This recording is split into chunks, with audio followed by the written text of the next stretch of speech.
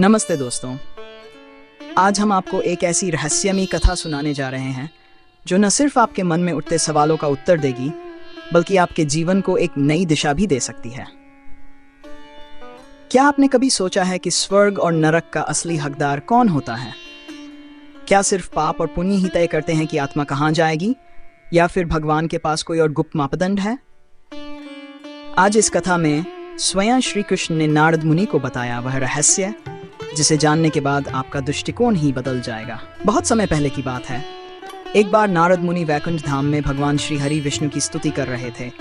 भजन करते करते उनके मन में एक जिज्ञासा उठी जो लंबे समय से उन्हें बेचैन कर रही थी। उन्होंने भगवान से पूछा, प्रभु आप ही बताइए, मरने के बाद किसी आत्मा को स्वर्ग और नरक का निर्णय कैसे मिलता है? कौन इसका असली हकदार होता है? क्योंकि पृथ्वी पर तो कई बार पुण्यात्मा दुख भोगते हैं और पापी सुख। भगवान विष्णु मंद मुस्कान के साथ बोले, नारद, इस रहस्य को जानने के लिए तुम्हें द्वारका जाना होगा। वहाँ श्री कृष्ण ही तुम्हें इसका उत्तर देंगे, क्योंकि इस युग में वही धर्म और कर्म के रहस्यों को सिखा रहे हैं। नारद मुनि तुरंत द्वारका पहुंचे। श्री कृष्ण अपने राजमहल में बैठकर शांति से वीणा बजा रहे थे, मानो उन्हें पहले से जात हो कि कौन आ रहा है। नारद जी ने प्रणाम किया और वही प्रश्न दोहराया, मधुसूदन बताइए, कौन स्वर्ग का असली हकदार है और कौन नरक का? क्या एक बार पाप कर लेने से इंसान सदा के लिए दोषी हो जाता है? इसके लिए तुम्हें 3 स्थानों पर जाना होगा और 3 अलग अलग मनुष्यों के जीवन को देखना होगा। फिर तुम स्वयं निर्णय कर पाओगे कि कौन स्वर्ग और नरक का हकदार है। राजा विक्रम एक महान सम्राट थे, न्यायप्रिय, दानी और भक्त। उन्होंने कई यज्ञ किए, हजारों ब्राह्मणों को भोजन कराया, गौशालाएं बनवाईं, परंतु अंत समय में उन्होंने युद्ध में अपने दुश्मन को धोखे से मार डाला।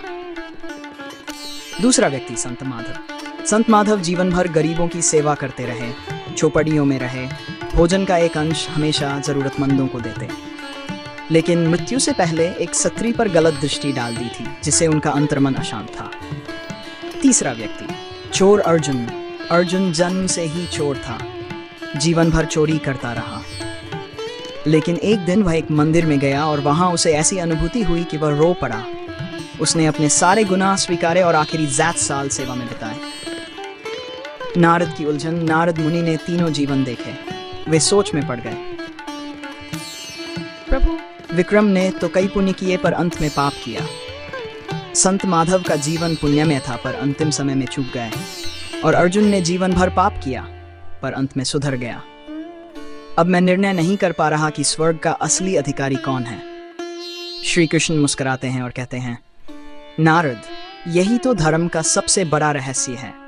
स्वर्ग और नरक का निर्णय केवल कर्मों की गिनती से नहीं होता, यह आत्मा की स्थिति से होता है, मन के भाव से होता है, पश्चाताप की गहराई से होता है।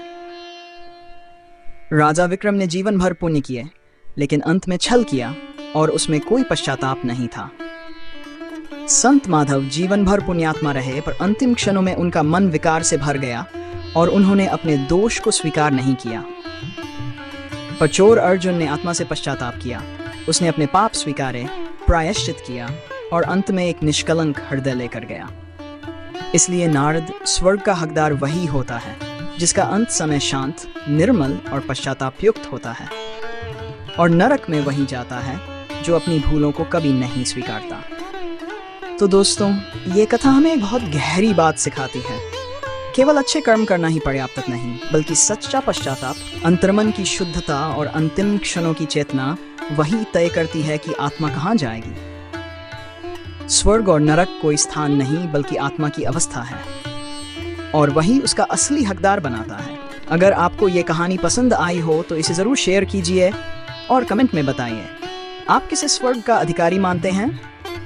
राजा विक्रम, संत माधव या चोर अर्जुन?